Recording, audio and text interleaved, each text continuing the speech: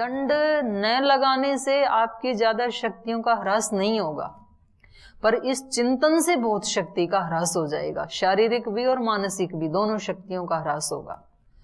और व्यक्ति दूसरे को भी स्वीकार नहीं करता है। वो बोलता है देखो ये ऐसे, मतलब हमेशा जब देखे तो हंसते ही रहते हैं, तो कोई गंभीरता ही नहीं है, तो थोड़ी तो गंभीरता होनी चाहिए। भाई तू गंभीर है, अब उसका स्वभाव मुस्कुराने का है, तो उसको उस रूप में स्वीकार कर ले, अपने को इस रूप में स्वीकार कर ले। तो संसार में सब अलग अलग संस्कारों के लोग हैं, अलग अलग स्वभाव के लोग हैं, तो हम सबको कैसा देखना चाहते हैं? जो मुझे अच्छा लगता है वैसा ही देखना चाहते हैं।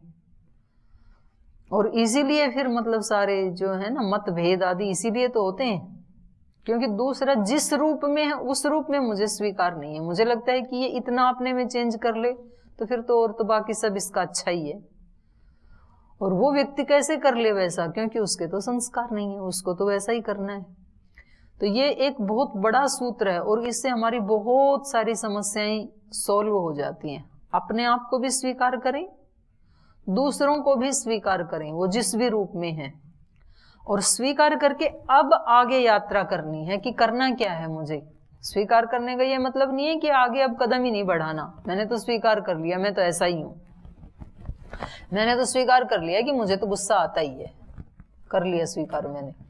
नहीं, ये आज के लिए तो स्वीकार कर लिया, लेकिन आपका लक्ष्य तो ये नहीं है ना।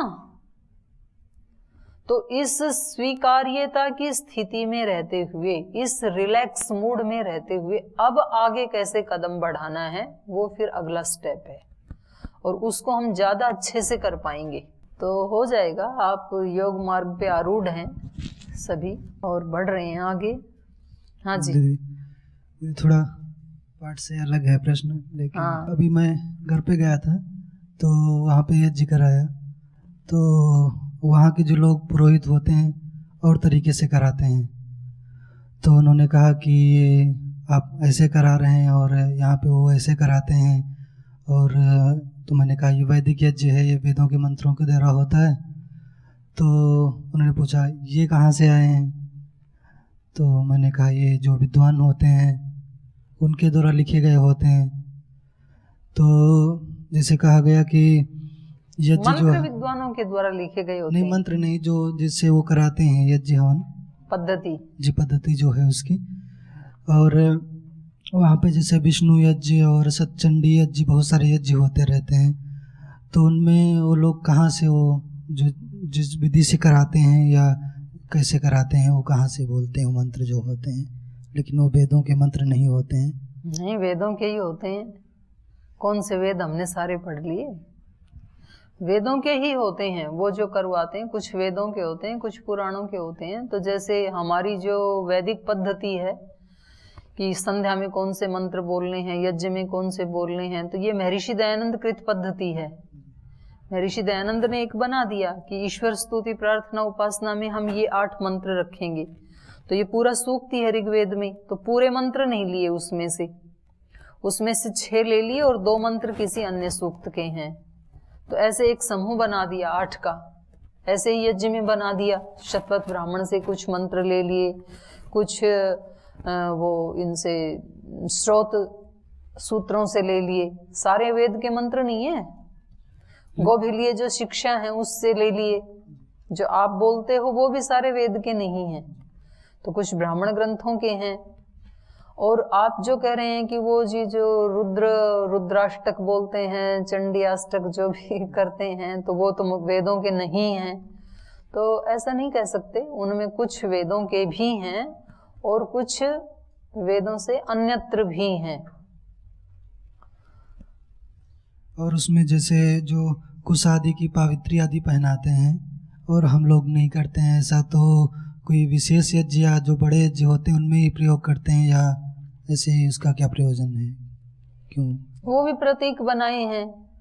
कुशा जो है ध्रुवा का बनाते हैं ना, कुशा का भी बनाते हैं मेरे इधर।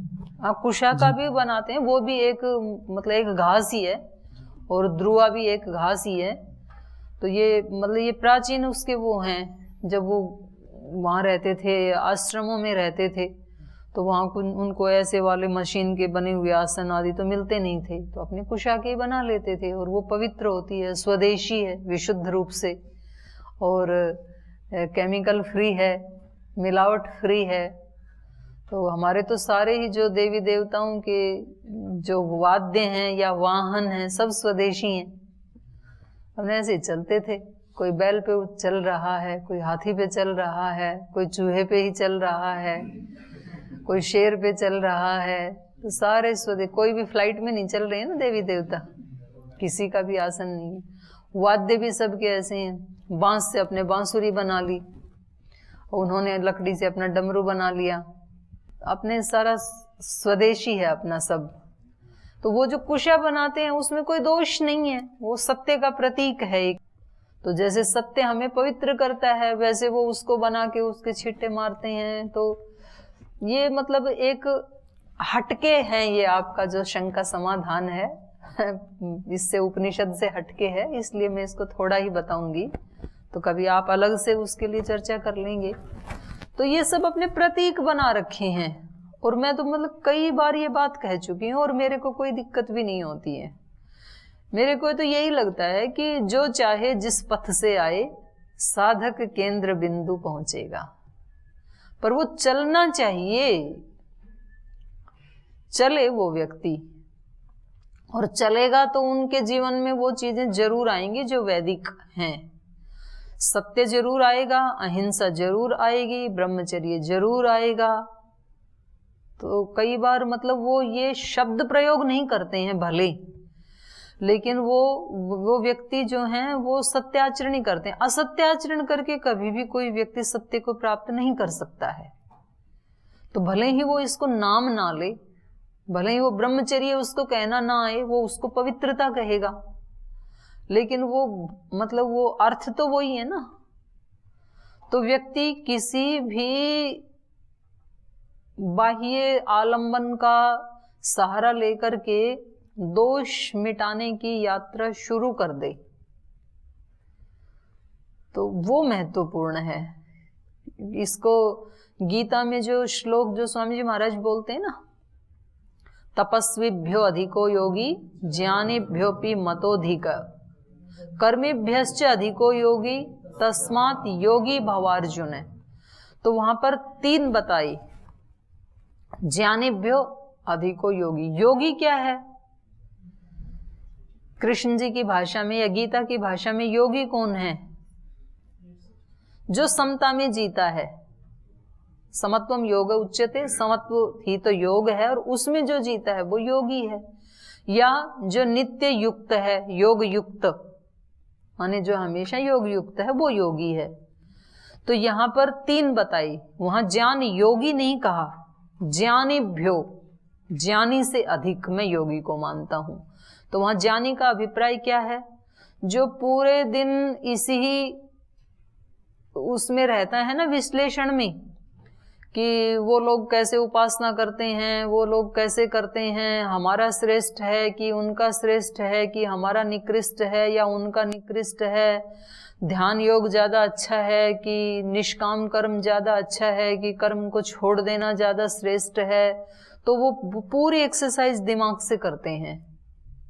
तो इससे ज्ञान तो बढ़ जाएगा, ज्ञानी तो हो जाएगा वो व्यक्ति, वैराग्य भी बढ़ जाएगा ज्ञान से, वो आसक्त नहीं होगा उन चीजों में जिन जिनका ज्ञान हो जाएगा।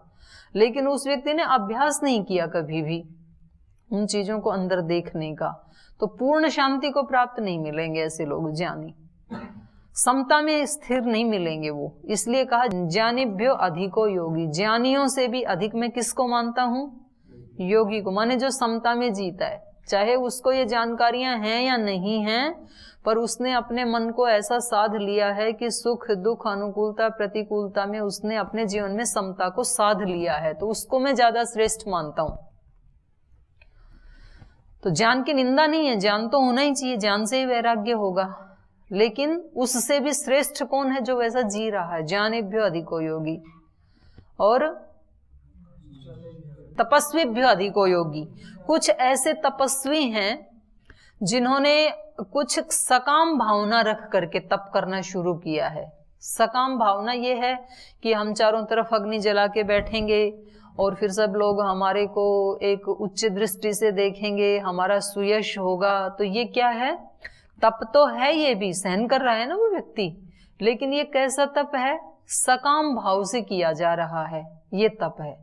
तो कह रहे हैं इस तपस्वी से मैं उस व्यक्ति को ज्यादा श्रेष्ठ मानता हूं जो अपने जीवन में आने वाले द्वंद्वों को सहन करता है। और कैसे करता है? निष्काम भाव से। योगी कौन होता है? जो निष्काम भाव से।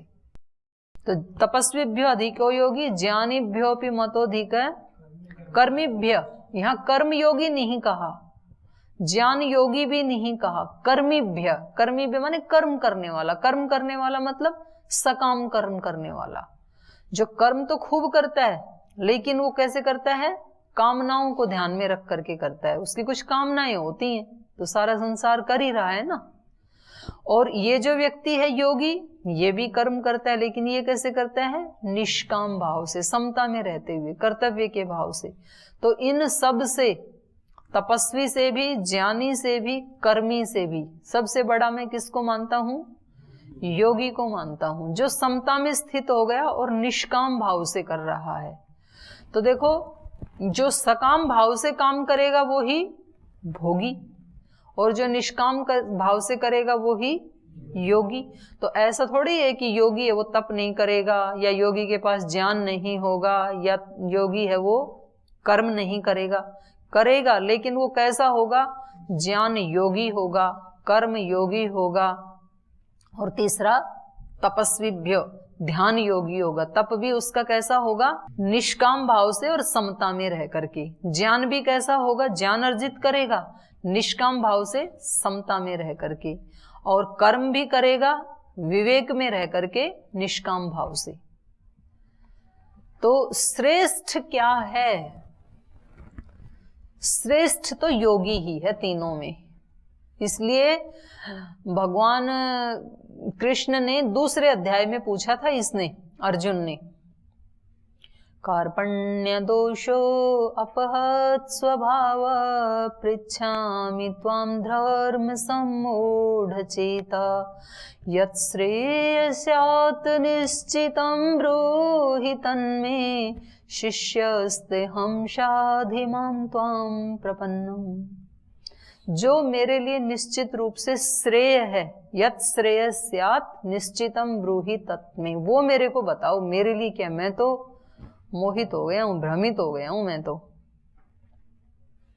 वहां पूछा था दूसरे अध्याय में, और फिर तीसरा गया, चौथा गया, पांचवा गया, कर्म योग का वर्णन किया, ज्ञान योग का किया, सांख्य का किया, ध्यान योग का वर्णन किया। फिर छठे अध्याय में, वो भी लास्ट में जाकर के उन्होंने कहा, तस्मात् योगी भव अर्जुन।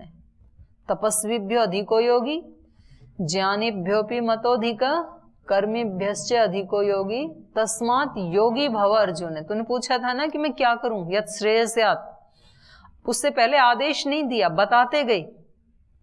यद्यपि पहले एक बार पूछा था उसने कि मेरा मन तो भ्रमित हो गया, तीसरे अध्याय में पूछा था कि इसमें से श्रेष्ठ क्या है, तो उन्होंने बताया था कि निश्चित रूप से मैं कर्म योग को श्रेष्ठ मानता हूं। ज्ञान से भी, ज्ञान बहुत श्रेष्ठ है, उससे भी श्रेष्ठ मैं कर्म योग को मानता हूं, ऐसे तो बताया। पर तू कर्म योगी बन जाए ऐसे नहीं कहा, आदेश नहीं दिया। यहां आके छठे अध्याय में उन्होंने आदेश दिया। उन्होंने कहा कि तस्मात् योगी भव, तू ज्ञानी भी मत बन, तपस्वी भी मत बन, और केवल कर्मी भी मत बन, बल्कि क्या बन जा? योगी बन जा। तो ये तीनों चीज आ जाएंगी तेरे अंदर योगी बनने से। तो जो व्यक्ति जितना भी अपना ज्ञान, वैराग्य, उपासना, ध्यान, भक्ति अपने अंदर संस्कारों में है, उसको जीना शुरू कर दे। पर्याप्त ज्ञान है हम सब के अंदर, ज्ञान की कमी नहीं है, और भक्ति भी इस समय भी जो है वो भी पर्याप्त है, और फिर और आगे बढ़ेगी अपने आप ही। तो हम उसको वैसा वैसा उसका अनुष्ठान शुरू कर दें, तो ये ज्यादा महत्वपूर्ण है। ठीक है, ठीक है। आप क्या पूछ रहे थे? वैदिक मंत्र है, उससे तो देवताओं का आह्वान हो जाता होगा, जो बाद में मंत्र रचे गए उसी देवता लोग का आह्वान होता होगा? नहीं, मंत्र तो हमेशा ऋषियों के ही होते हैं। मंत्र मननाथ, किसी सामान्य व्यक्ति का जो कथन है उसको मंत्र तो नहीं कहेंगे, मंत्र श्रेणी में नहीं आएगा ना वो। लेकिन जो वेद के जो मंत्रों के ऋषि हैं वो ही ऋषि हैं, ऐसा आप नहीं कह सकते ना। ब्राह्मण ग्रंथों के जो मंत्र हैं वो कुछ वेद से लिए हैं, कुछ दूसरे ऋषि भी हैं, वहाँ पे उपनिषद के भी ऋषि हैं। तो भले ही वो वेद में नहीं है, जैसे मान लो दर्शन के सूत्र हैं तो वो मंत्र रूप में नहीं है, लेकिन हैं तो ऋषियों के कथन ना, तो वो विश्वसनीय हैं हमारे लिए। तो मैंने ये कहा कि जो वेद से इतर भी जो ऋषियों के वचन हैं तो कोई बात नहीं, उससे भी करें तो क्या दिक्कत है। तो चलिए आगे चलते हैं। ये प्रसंग चल रहा था कि अग्नियों ने पहले सामूहिक रूप से इनको उपदेश दिया, उपकौशल को, और फिर एक एक अग्नि ने भी इनको उपदेश दिया। तो वो उपदेश क्या था कि ब्रह्मांड में चारों तरफ उस एक सत्ता के ही अनेक रूप दिखाई दे रहे हैं, दिखने में वो अलग अलग हैं। तो चाहे वो सूर्य है, चंद्रमा है, अग्नि है, वायु है, दिशाएं हैं, समुद्र हैं, ये सारे इन्होंने पूरा ब्रह्मांड का एक चित्र खींचा कि देखने में ये अलग अलग दिखते हैं लेकिन उन सब में एक ही ज्योति है। तो उन अग्नियों ने कहा कि जो वो आदित्य पुरुष में आपको ब्रह्म पुरुष दिखाई देता है वो मैं ही हूं, वो मेरा ही रूप है या उसका रूप ही मैं हूं, एक ही हैं हम। ऐसे सारा ब्रह्मांड का चित्र खींच दिया। तो कहा कि ये आदि दैविक आदि भौतिक तो मैंने आपको बता दिया, लेकिन जो आध्यात्मिक ज्ञान है, आत्मा से संबंधित जो अपने अंदर का ज्ञान है, वो तो तुझे तेरा आचार्य ही प्राप्त कराएगा। और ऐसे अग्नि कह ही रही थी तो तभी उनके आचार्य भी आ गए, सत्यकाम जाबाल भी आ गए जो प्रवास पे गए थे। तो उन्होंने आकर के इसको आवाज दी उपकौशल को। तो इसने कहा भगवा इतिहा प्रतिशुश्राव। तो इन्होंने कहा कि ओम गुरु जी। जब उन्होंने कहा कि उपकौशल, तो इन्होंने कहा कि जी गुरुदेव। ब्रह्मविद इव सौम्य ते मुखम भाति कोनो त्वा अनुशशास इति कोनो मां अनुशिष्याद भो इति इह अप इव निहन्नो त इमे नूनम ईदृशा अन्यादृशा इति ह अग्निन अभ्युदे किम्नु सौम्य किल ते अवोचन इति। तो इनको गुरुजी ने आके आवाज दी, इन्होंने उनको प्रत्युत्तर दिया। तो इनके गुरुजी ने कहा ब्रह्मविद इव सौम्य ते मुखम भाति। हे सौम्य, तेरा मुख तो ब्रह्मविद की तरह आभासित हो रहा है, एक ब्रह्म तेज दिखाई दे रहा है। तो जो व्यक्ति मतलब एक ट्यूनिंग कर लेता है ना प्रकृति, वो तो सब जगह व्याप्त ही है। ब्रह्म शक्ति, दिव्य शक्ति, उसको जो भी नाम दें, दैवी शक्ति, दिव्य शक्ति, डिवाइन शक्ति, ब्रह्म शक्ति, ईश्वरीय शक्ति, भागवत शक्ति, जो भी कहें उसको, तो वो तो सर्वत्र व्याप्त है। हमारी जब उसके साथ ट्यूनिंग हो जाती है तो फिर हम भी वैसे ही हो जाते हैं, उसके साथ मिल जाते हैं ना। अग्नि से बाहर हैं तब तक लोहा क्या है, लोहा, और अग्नि के अंदर ही गिर गया तो वो भी लोहा ही बन गया, फिर वो भी जलने लगा, पिघलने लगा, वो भी अग्नि रूप ही हो गया। बाहर है तब तक लकड़ी है, और वो अग्नि के अंदर गिर गई तो अग्नि रूप ही हो गई। पहले आप इसको हाथ से पकड़ सकते थे, हिला सकते थे, अब हिलाओ ना इसको, पकड़ो अब हाथ से, वही तो लकड़ी है जो अब तक बाहर पड़ी थी। तो अब क्यों नहीं पकड़ सकते हैं जी? अब तो उसका रंग रूप ही चेंज हो गया, अब उसको छुआ तो जला देगी अब हमें। तो ये जब तक ये ब्रह्म के संपर्क में नहीं आया तब तक ये सामान्य मनुष्य दिखता है, लेकिन जिस दिन ये उसकी रेंज में आ गया, इसका सब चेंज हो जाएगा। इसका भाव, गुण, कर्म, स्वभाव, रंग रूप सब चेंज हो जाता है। तो उस समय कोई दोष इसको पकड़ नहीं सकते। अभी तो दोषों ने दबा रखा है, जो ये कह रहे थे ना अस्वाभाविक, तो अभी तो वो अस्वाभाविक लगता है। लेकिन जिस दिन ब्रह्म रूपी अग्नि में हम संपर्क में आ गए, उस दिन दोष हमें पकड़ नहीं सकते हैं फिर, क्योंकि उनकी वहां पहुंच ही नहीं है। अग्नि में हाथ की पहुंच ही नहीं है, नहीं जा सकता है हाथ, नहीं पकड़ सकता है उसको। तो ये जो वास्तव में ही जो ऋषि होते हैं, तो उनका, जैसे कल भी हम चर्चा कर रहे थे ना, उनका एक अलग ही आभा मंडल होता है, उनके उपस्थिति का एक अलग प्रकार का एक प्रभाव होता है। नहीं तो गुरुओं के पास जाने की भी क्या जरूरत है, मतलब टीकाएं इतनी हैं शास्त्रों के ऊपर, तो हिंदी में पढ़ो, अंग्रेजी में पढ़ो, गुजराती में, मराठी में, सब भाषाओं में टीकाएं हैं। तो टीका पढ़ के शास्त्र पढ़ लो अपने घर बैठ करके। गुरु आश्रम में जाने की और वहां पर भी तप, ब्रह्मचर्य, श्रद्धा, 3 समिधा ले जा करके इतने सारे कष्ट उठाने की, ब्रह्मचर्य का पालन करो, श्रद्धा भाव रखो, तपस्या करो, क्या जरूरत है? शास्त्री तो पढ़ाते हैं, तो अपने घर पढ़ लेंगे, नेट पे पढ़ लेंगे। लेकिन जो गुरु का आभा मंडल का प्रभाव है, वो कहां से लाओगे? वो नहीं नेट पे मिलेगा, क्योंकि वो गुरु उसको जी रहा है और वो डायरेक्ट एनर्जी ले रहा है उससे, और उसका जो प्रभाव है, अग्नि का एक प्रभाव होता है ना, और वो दूसरे को भी दिया जा सकता है। कोई व्यक्ति ठंड से ठिठुर रहा है और ये व्यक्ति पहले अग्नि के पास अपने हाथ को तापता है, बाद में जाके उसकी कमर में लगाता है, छाती में या चेहरे में, जहां भी लगाता है तो हीट मिलती है ना फिर, तो इसने यहां से ली, उसको दे दी। तो ये गुरु के जीवन का, इसलिए हमारे यहाँ आचार्य कहा जाता है उसको।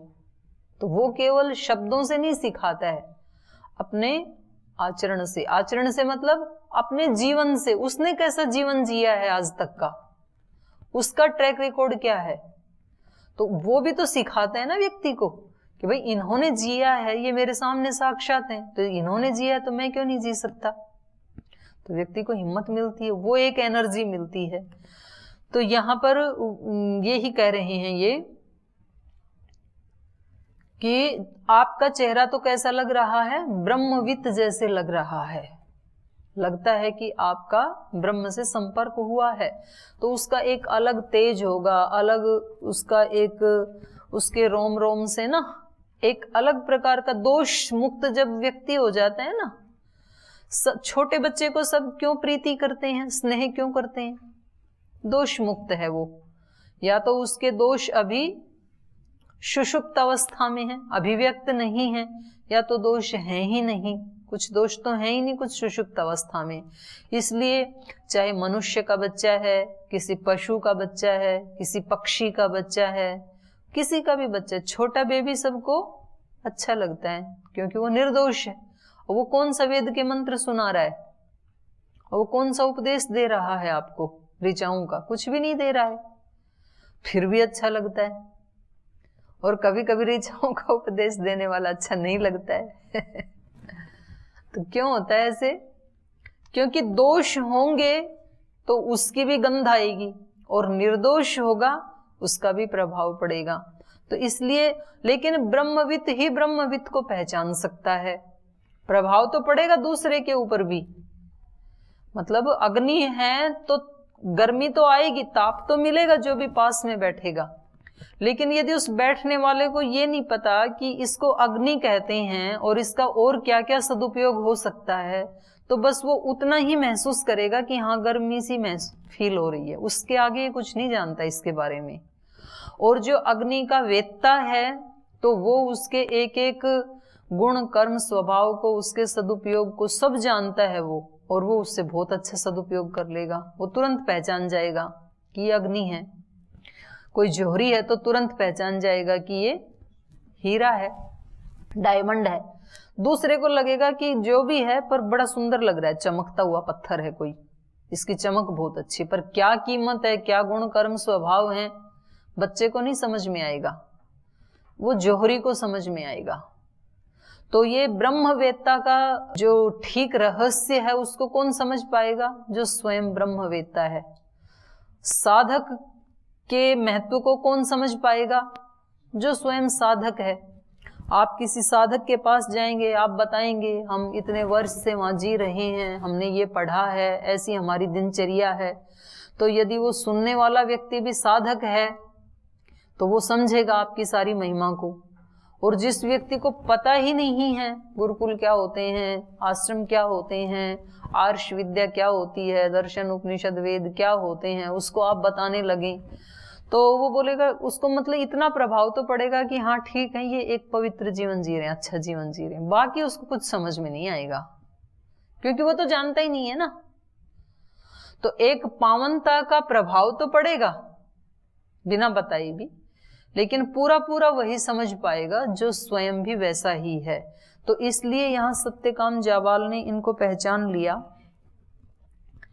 और इन्होंने कहा, ब्रह्म विद एव सौम्य ते मुखम भाति को नु त्वा अनुशास इति। किसने तुम्हें अनुशासित किया? ये उपदेश आपको किसने दिया भाई? ब्रह्म का ब्रह्म उपदेश किसने दिया? तो वो थोड़ा सा नाराज होते हुए, अपने गुरु से नाराज था ना, तो थोड़ी नाराजगी अभिव्यक्त करते हुए कह रहा है, कौनो मानु शिष्याद भो, मेरे को कौन सिखाएगा? आपने तो सिखाया नहीं। अभी पूछ रहे हैं कि किसने उपदेश दिया, तो बोली यहाँ कोई बैठा है क्या आश्रम में जो मेरे को उपदेश देता आपके सिवाय? तो मतलब एक स्वीट उपालंभ दे रहा है अपने गुरु को।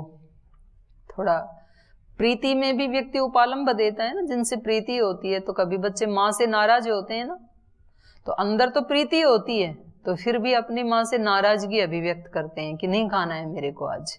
फिर खाती है, बेटा थोड़ा तो खा ले, बोले नहीं मेरे को नहीं खाना है, और पता है कि थोड़ी देर में खाना ही है मेरे को, तो एक दो बार कहलवाता है लेकिन तो माँ भी समझती है, तो गुरु भी समझ रहे थे। इसने कहा, कौनो माँ अनुशिष्याद भो, एक गुरुदेव मुझे कौन सिखाने वाला था, मेरे को कौन उपदेश करेगा? इति इह अप इव निह्नु, छिपाता हुआ सा कुछ, जो इसने सीखा था अग्नियों से, जो उपदेश लिया था उसको कुछ छिपाता हुआ। ते इमे नूनम ईदृशा अन्य ईदृशा इह अग्निन अभ्युदे, तो कुछ छिपाता हुआ सा बोला। ते इमे, अग्नियों की तरफ इशारा किया कि वे ये हैं जिन्होंने मेरे को उपदेश दिया। ते इमे नूनम ईदृशा अन्य दृशा, ये अग्नियां और इनके जैसे ही कुछ और भी थी दैवी शक्तियां, तो वो अलग अलग भी उपदेश दिया ना उनको, तो उनकी तरफ इति इह अग्निन अभ्युदे, तो ऐसा कहते हुए इशारा किया अग्नियों की तरफ। पहले तो बोले मेरे को कौन उपदेश देता, और फिर भी उसने, उसके गुरुदेव ने उसकी तरफ देखा, मुस्कुराए होंगे कि भाई तू क्यों छिपा रहा है मेरे से, तो फिर बोला कि जो बताया वो इनसे पूछो, इन्होंने बताया है। किन्नु सौम्य किलते अवोचनिति, तो उन्होंने पूछा कि इन्होंने क्या बताया आपको, इन अग्नियों ने क्या उपदेश दिया आपको? तो फिर ये आगे बता रहा है, इदम इतिह प्रतिजज्जे, ये मेरे को बताया। आहुनी अग्नि ने ये बताया, अनुहार्य पचन अग्नि ने ये बताया, और गार्हपत्य अग्नि ने ये बताया। ऐसे उसको अलग अलग सारा बता दिया। तो फिर ये इनका उपदेश तो आगे शुरू होगा, अभी तो समय तो हो गया। लोकान वाव किल सौम्यते अवोचन अहम तु ते तद वक्ष्यामि यथा पुष्कर पलाश आपो न श्लिष्यन्ते एवं एवं विधि पापम कर्म न श्लिष्यते इति ब्रवीतु में भगवान इति तस्मै ह ओवाच। बोले ये तो लोकान वाव किल ते सौम्य अवोचन, ते अवोचन, इन अग्नियों ने तुझे जो भी बताया वो तो ब्रह्मांड परक वर्णन था, ब्रह्मांड का बताया। लोकान माने लोकों का। अहम तु ते तद वक्ष्यामि, अब मैं आगे तुझे वो ज्ञान दूंगा, वो बताऊंगा।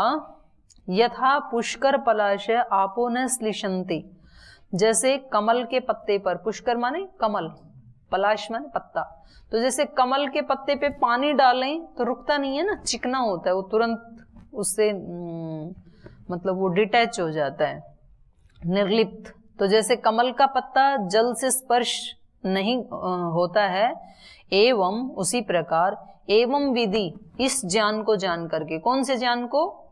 जो मैं बताने वाला हूं अभी तेरे को, जो मैं उपदेश दे रहा हूं उस ज्ञान को। एवं विधि, ऐसा जानने वाला, पापम कर्म न श्लिष्यते, पाप कर्म उसके पास ठहर नहीं सकते हैं, उसको चिपक नहीं सकते हैं। जैसे पानी कमल के पत्ते पे नहीं चिपक सकता है, ऐसे ही इस विद्या को जो जानने वाला है, जो मैं बताने जा रहा हूं, उसको जो जानने वाला है, उसको पाप कर्म, वो पापी करेगा तो क्या, उसके पास उसको स्पर्श भी नहीं कर सकते हैं, उसके निकट भी नहीं फटक सकते हैं पाप, ऐसा वो ज्ञान है।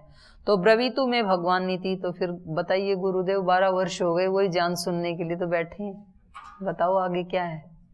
तो ये कल बताएंगे इसको, अगली कक्षा में हम इसे पढ़ेंगे।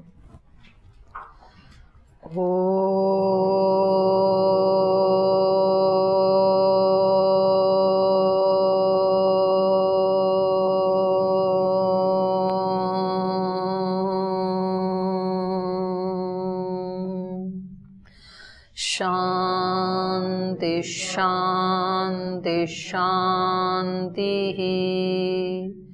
श्री गुरुभ्यो नमः।